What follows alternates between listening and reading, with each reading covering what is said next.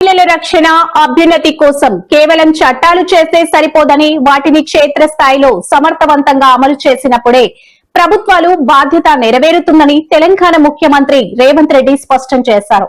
శనివారం హైదరాబాద్ లోని జేఎన్టీయూలో నిర్వహించిన సౌండ్ విత్ హార్ కార్యక్రమంలో ఆయన ముఖ్య అతిథిగా పాల్గొన్నారు. ఈ సందర్భంగా మహిళా సాధికారతపై సీఎం రేవంత్ మాట్లాడుతూ రాష్ట్ర అభివృద్ధిలో మహిళల పాత్ర ఎంతో కీలకమని, అయితే అందుకే తమ ప్రభుత్వం మహిళల ప్రతిభను గుర్తించి వారికి తగిన ప్రాధాన్యతనిస్తుందని తెలిపారు.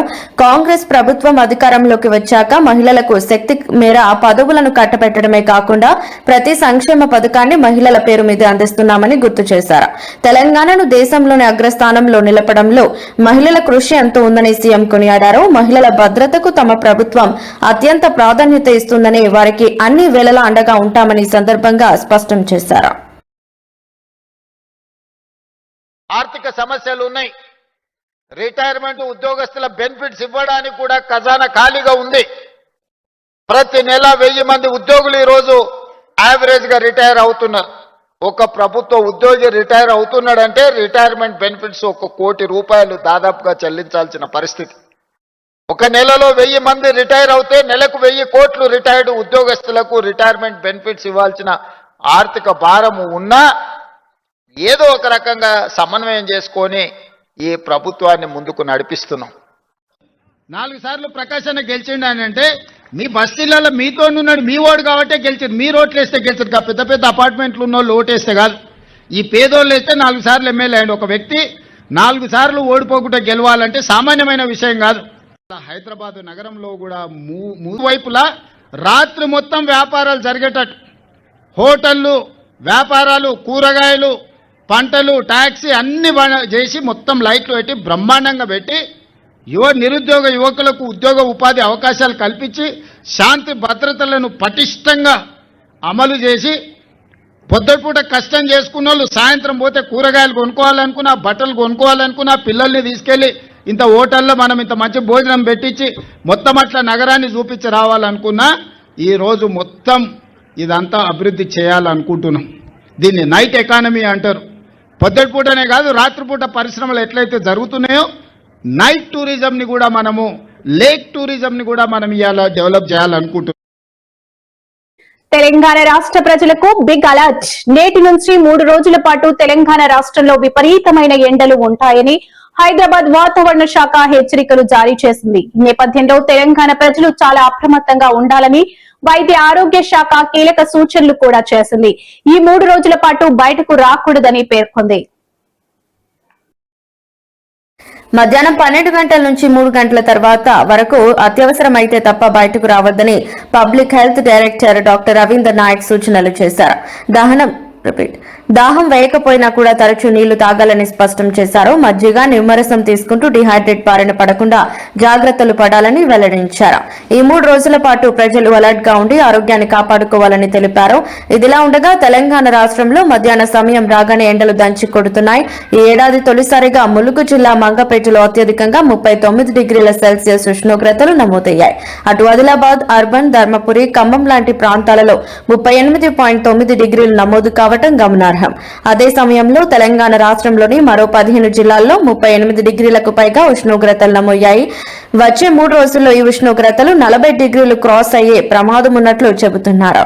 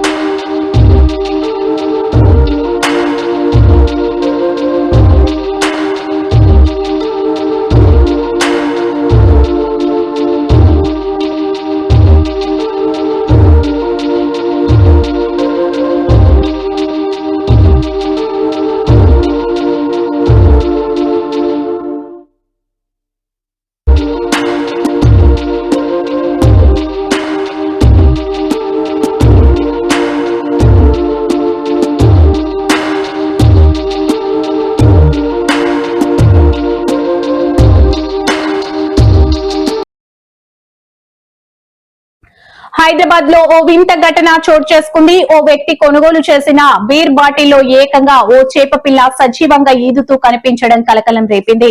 నాచారం పోలీస్ స్టేషన్ పరిధిలోని మల్లాపూర్ లో ఈ సంఘటన వెలుగు చూసింది. ఇక వివరాల్లోకి వెళ్తే మల్లాపూర్ లోని జేపీ వైన్ షాప్ లో నిన్న ఓ customer Kingfisher light beer కొనుగోలు చేశాడు. దానిని తాగేందుకు మూత తీయగా అందులో చిన్న చేప పిల్ల కదలాడుతూ కనిపించింది. ఊహించని ఈ పరిణామంతో అవాక్కైన అతను వెంటనే వైన్ షాప్ నిర్వాహకుడిని సంప్రదించి విషయం చెప్పాడు.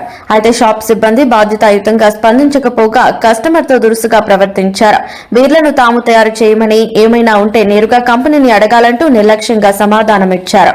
వారి తీరుతో అసహనానికి గురైన ఆ కస్టమర్ బీర్ బాటిల్లో చేప కదలాడుతున్న దృశ్యాలను తన ఫోన్లో వీడియో తీశారు. అనంతరం దాన్ని సోషల్ మీడియాలో పోస్ట్ చేయడంతో ఈ విషయం వెలుగులోకి వచ్చింది. ప్రస్తుతం ఈ వీడియో వైరల్ గా మారింది.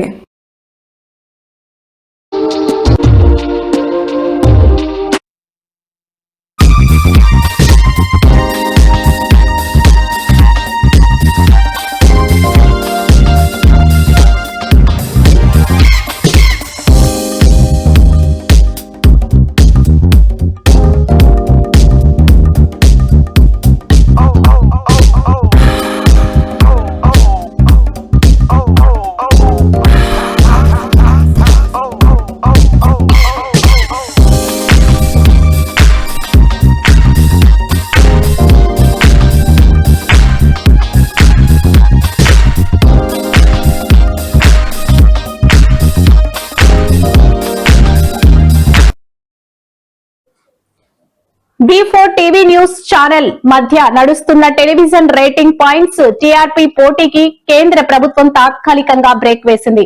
న్యూస్ ఛానళ్లకు సంబంధించిన టీఆర్పీ రేటింగ్స్ ను తక్షణమే నిలిపివేయాలని కేంద్ర సమాచార ప్రసార మంత్రిత్వ శాఖ ఆదేశాలు జారీ చేసింది. ఈ మేరకు రేటింగ్స్ ఇచ్చే సంస్థ broadcast audience research council bar కు స్పష్టమైన ఉత్తర్వులు పంపింది. 4 వారాల పాటు లేదా తదుపరి ఆదేశాల వరకు న్యూస్ ఛానల్ రేటింగ్స్ విడుదల చేయరాదని ఆ ఉత్తర్వుల్లో పేర్కొంది. పశ్చిమాసియాలో ఇజ్రాయెల్, ఇరాన్ మధ్య నెలకొన్న ఉద్రిక్తతలపై కొన్ని న్యూస్ ఛానళ్లు అనవసరమైన సంచలనం సృష్టిస్తూ ఊహాజనిత కథనాలను ప్రసారం చేస్తున్నాయని మంత్రిత్వ శాఖ తన ఆదేశాల్లో పేర్కొంది. ఇలాంటి కథనాల వల్ల ప్రజల్లో, ముఖ్యంగా ప్రాంతాల్లో బంధువులు ఉన్న వారిలో తీవ్ర భయాందోళనలు వ్యక్తమయ్యే ప్రమాదం ఉందని అభిప్రాయపడింది. టీఆర్పీ రేటింగ్లను నిలిపివేయటం ఇది మొదటిసారి కాదు. 2020లో వెలుగులోకి వచ్చిన టీఆర్పీ స్కామ్ సమయంలో కూడా దాదాపు 3 నెలల పాటు న్యూస్ ఛానల్ రేటింగ్స్ ను బార్క్ నిలిపివేసింది. తాజా నిర్ణయంతో న్యూస్ ఛానళ్ల మధ్య రేటింగ్స్ కోసం నడిచే తీవ్రమైన పోటీకి కొంతకాలం తెరపడనుంది.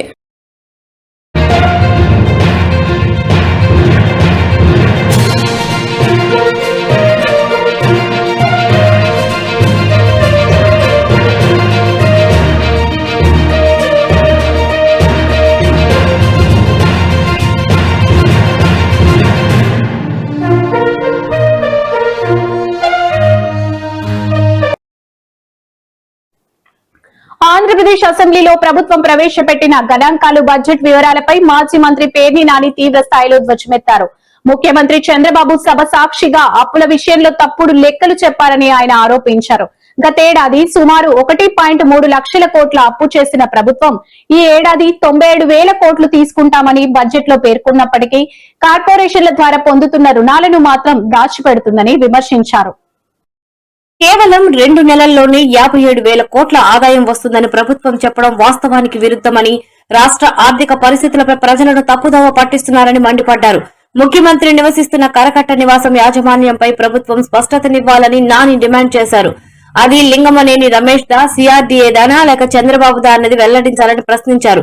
అలాగే విశాఖలోని గీతం యూనివర్సిటీ ఆక్రమించిన 1,000 కోట్ల విలువైన భూములను ప్రభుత్వం గుట్టుచప్పుడు కాకుండా క్రమబద్దీకరిస్తుందని ఆరోపించారు.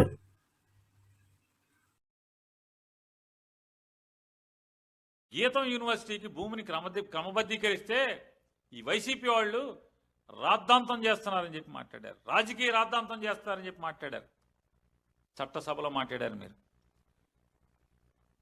ఈ రాష్ట్రంలో నేను అడుగుతున్నాను, మీరు ఎక్కిన దగ్గర నుంచి 2024 జూన్ మాసం నుంచి ఎంతమంది పేదలు, సామాన్యులు సెంటున్నర ఆక్రమించుకుని ఉంటే కిరాతకంగా, నిర్దాక్షిణ్యంగా ఎంతమంది ఇళ్ళు, ఎన్ని వేల ఇళ్లను కూలదోశారు చెప్పండి. మీరు మరి ఎందుకు క్రమబద్ధీకరించలేదు? ఒక్క మంగళగిరిలోనే ఎందుకు క్రమబద్ధీకరించారు? 175 నియోజకవర్గాల్లో ఒక్క మంగళగిరిలో తప్పితే మిగతా అన్ని చోట్ల ఎందుకు నేలమట్టం చేశారు? ఎందుకు కూలదోశారు? ఎందుకే మరి గీతానికి ఎందుకు ఇచ్చారయ్యా అంటే, ఇంతమంది పేదవాళ్ళు ఇళ్ళు కూలదోసి, ఇది ప్రభుత్వ స్థలం ఆక్రమించారని చెప్పిన కూలదోసి. సరే, గీతం యూనివర్సిటీ మీద పేదవాళ్ళ లేదమైనటువంటి ప్రేమ, ఈ రాష్ట్రంలో ఉన్నటువంటి పేదాభిక్కి మీద లేనటువంటి ప్రేమ నారా చంద్రబాబు నాయుడు గారికి, నారా లోకేష్ నాయుడు గారికి ఈ గీతం యూనివర్సిటీ మీద ఎందుకయ్యా ప్రేమ అంటే, ఈ మన గీతం బాబు ఉన్నాడు కదా, గీతం బాబు మన చిన్నబాబుకి తోడోళ్ళు కాబట్టే కదా. ఈ గీతం బాబు మన చిన్నబాబుకి తోడోళ్ళు కాకపోతే నేలమట్టం చేసేవాళ్ళ చేయలేదా అని, చేసేవారు కాదా అని అడుగుతున్నాను. ఈ రోజుకి మీరు చెప్తున్నారు, ఈ రోజు కూడా అసెంబ్లీలో 9,74,000 కోట్ల రూపాయలు అప్పులు చేశాడు జగన్ అని. పచ్చి పాపం కదా మీది అంటున్నాను. ఆంధ్రప్రదేశ్ రాష్ట్రం ఏర్పడిన దగ్గర నుంచి ఈ రోజు దాకా కూడా, అంటే జగన్మోహన్ రెడ్డి గారు దిగేదాకా కూడా 7 లక్షల చిల్లర కోట్లు, మొత్తం రాష్ట్రం అప్పు అంతా కలిపి 7 లక్షల చిల్లర కోట్లని మీ పయ్యావుల కేశవ్ గారు మొదటి బడ్జెట్లో చెప్పాడు ఆయన. మీరు ఇవాళ జగన్ ఒక్కడే 5 ఏళ్లలో 9,74,000 కోట్ల రూపాయలు అప్పు చేశాడని పవన్ కళ్యాణ్ గారు అసెంబ్లీలో మాట్లాడుతున్నాడు. తప్పు కదా సార్ ఇదంతా? చంద్రబాబు నాయుడు గారు ఆధ్వర్యంలో అంట 11.75% గ్రోత్ రేట్ వచ్చిందని చెప్పని నిర్లజ్జగా మాట్లాడుతున్నాడు పవన్ కళ్యాణ్ గారు. మరి 11.75% అంత గ్రోత్ రేట్ ఉంటే ఇన్ని అప్పులు ఎందుకండి? అప్పులు ఎందుకని అడుగుతున్నా. ఇప్పటికే మీరు 3,20,000 కోట్ల అప్పులు తెచ్చారు. జగన్ గారు 5 ఏళ్లు పాలించి 3,31,000 కోట్లు తెస్తే ఇవాళ మీరు ఒక్క ఈ 22 మాసాల్లో 3,20,000 కోట్ల రూపాయలు అప్పు తెచ్చారు. ఎవరిది విధ్వంసం? మీదా మాదా? ఏమంటారు? లడ్డూ కల్తీ జరిగితే క్షమాపణ చెప్పాలని చంద్రబాబు నాయుడు గారు వాళ్ళ అసెంబ్లీలో మాట్లాడుతున్నాడు. లడ్డూ కల్తీ జరిగితే జగన్మోహన్ రెడ్డి గారు క్షమాపణ చెప్పాలంట. లడ్డూ కల్తీ జరిగింది ఎప్పుడండి చంద్రబాబు నాయుడు గారు? 2024 జూలై మాసంలో, జూన్ మాసంలో శాంపిల్స్ తీశారు. జూన్ 23న ఎప్పుడో. రాజమండ్రి కల్తీపాల ఘటనలో మరొకరు మృతి చెందారు. దీంతో మృతుల సంఖ్య 10కి చేరింది. కల్తీపాలు తాగడంతో తీవ్ర అస్వస్థతకు గురై ఆసుపత్రిలో చికిత్స పొందుతూ అనంతలక్ష్మి అనే వృద్ధురాలు మరణించింది. ప్రస్తుతం మరో 10 మంది బాధితులు రాజమండ్రి, వైజాగ్ నగరాల్లోని వివిధ ఆసుపత్రుల్లో చికిత్స పొందుతున్నారు. వారిలో 6గురి పరిస్థితి విషమంగా ఉన్నట్లు వైద్యులు తెలిపారు. కల్తీ పాలు, ఆ పాలతో చేసిన పదార్థాలు తీసుకున్న వారిలో అక్యూట్ రెనల్ ఫెయిల్యూర్, అనురియా వంటి తీవ్రమైన లక్షణాలు కనిపిస్తున్నట్లు పేర్కొన్నారు. పాలను ఫ్రీజ్ చేసిన సమయంలో లీక్ అయిన విషపూరిత రసాయనాల వల్ల బాధితుల అవయవాలు, ముఖ్యంగా కిడ్నీలు దెబ్బతినడంతో చికిత్సకు కోలుకోవడం కష్టంగా మారినట్లు వైద్యులు వివరించారు.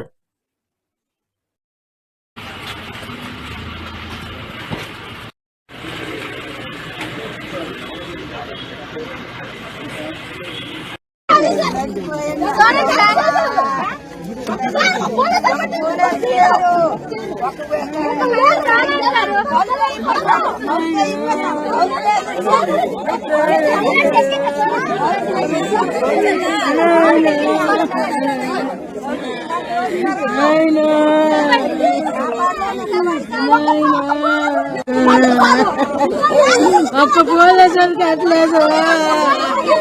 ఎంత జరిగింది?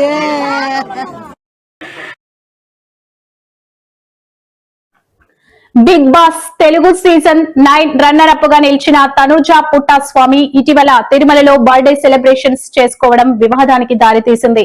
పవిత్రమైన తిరుమలలో కేక్ కటింగ్ తో బర్త్డే సెలబ్రేషన్స్ చేసుకోవడంపై నెట్టింట తీవ్ర దుమారం రేగింది. దీంతో వైసీపీ ఎమ్మెల్సీ దువ్వాడ శ్రీనివాస్, మాధురిలు ఈ ఘటనపై వివరణ ఇచ్చారు. తిరుమలలో బర్త్డే వేడుకలు జరిపింది వాస్తవమే అయినా ఇందులో తనుజకు ఎలాంటి సంబంధం లేదన్నారు. తన బర్త్డే సందర్భంగా శ్రీవారిని దర్శించుకోవాలని కోరడంతో తిరుమలకు వెళ్లామన్నారు. అయితే తనుజ తాము తిరుమతి వెళ్లాక అయితే తనుజ తాము తిరుపతి వెళ్లాక తన పుట్టినరోజున స్వామివారిని దర్శించుకోవాలని కోరిందని, అందుకే తమతో ప్రోటోకాల్ దర్శనానికి తీసుకెళ్లామన్నారు. అయితే తిరుమలలో కేక్ కట్ చేయకూడదన్న విషయం తమకు తెలియదని, తెలిస్తే ఇలాంటి పనులు చేసి వివాదాల్లో ఇరుక్కునే వాళ్ళం కాదన్నారు. దీనికి రాజకీయ రంగు పులిమి కాంట్రవర్సీలోకి లాగొద్దన్నారు. కేక్ కటింగ్ గురించి ఆమెకేమీ తెలియదని, అది ఈ ఎగ్లెస్ కేక్ మాత్రమేనని స్పష్టం చేశారు. నమస్కారం. ఇటీవల కాలంలో తిరుపతి తిరుమల దేవస్థానం గురించి ప్రతి సబ్జెక్ట్ ని దానికి లింకప్ చేసి మాట్లాడటం బాగా అలవాటైపోయింది.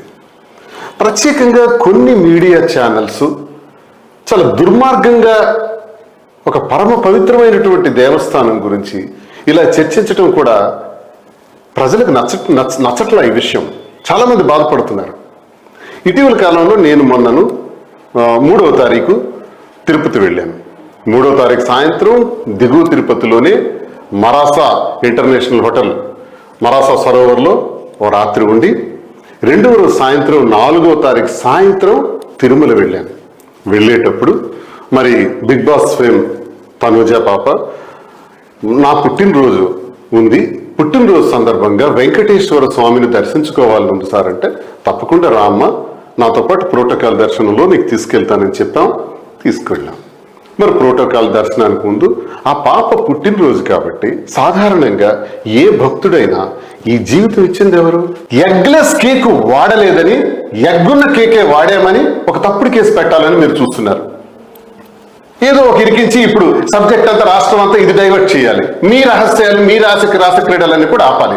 పోనీ మేము కేక్ కట్ చేసింది దేవాలయ ప్రాకారాలు కానీ ఆ తిరుపతి వాతావరణం కానీ మేమేమైనా చూపించామా? లేదే. ఒక రూమ్ లో ఒక వైట్ వాల్ బ్యాక్గ్రౌండ్ లో ఒక కేక్ కట్ చేసాం. నేను అబద్ధం ఆడొచ్చు, అది విభవ గెస్ట్ హౌస్ కాదు, అది కింద ముందు రోజు మేము ఉన్నాం కదా, పుట్టినరోజు నాడు అక్కడ కూడా మేము ఉన్నాం దిగువ తిరుపతిలో మరాసా. దయచేసి ఇలాంటి దౌర్భాగ్యమైనటువంటి పద్ధతులు మార్చుకోవాలి. ప్రజలందరికీ జరిగిన పరిస్థితులు తెలుసు, ప్రజలందరికీ నేను ఈ విషయాన్ని తెలియజేస్తున్నాను. ముఖ్యంగా నేను చెప్పిన విషయాలన్నీ ఆ వెంకటేశ్వర స్వామికే తెలుసు. రాష్ట్రంలో 10వ తరగతి పరీక్షలు రాయనున్న విద్యార్థులకు ఏపీఎస్ఆర్టీసీ శుభవార్త చెప్పింది. పరీక్షలు రాసేందుకు వివిధ పరీక్షా సెంటర్లకు వెళ్లే విద్యార్థులకు ఉచిత ప్రయాణాన్ని కల్పిస్తున్నట్లు ప్రకటించింది. మార్చి 16వ తేదీ నుంచి ఏపీలో 10వ తరగతి పబ్లిక్ పరీక్షలు ప్రారంభం కానుండగా అదే రోజు నుంచి విద్యార్థులు ఈ అవకాశాన్ని సద్వినియోగం చేసుకోవచ్చని సంస్థ తెలిపింది. హాల్ టికెట్ చూపించిన ప్రతి విద్యార్థి ఫ్రీగా ప్రయాణించవచ్చని స్పష్టం చేసింది. పరీక్షలు నిర్వహించే రోజుల్లో విద్యార్థుల్ని బస్ పాస్ చూపించాలని అడగవద్దని ఆర్టీసీ సిబ్బందికి యాజమాన్యం సూచనలు చేసింది. రాష్ట్రంలో 6.42 లక్షల మంది విద్యార్థులు 10వ తరగతి పరీక్షలు రాయనుండగా వారి సౌకర్యార్థం బస్సులను నడుపుతున్నట్లు ఏపీఎస్ఆర్టీసీ తెలిపింది. మార్చి 16న ప్రారంభమయ్యే పరీక్షలు ఏప్రిల్ 1వ తేదీన ముగియనున్నాయి.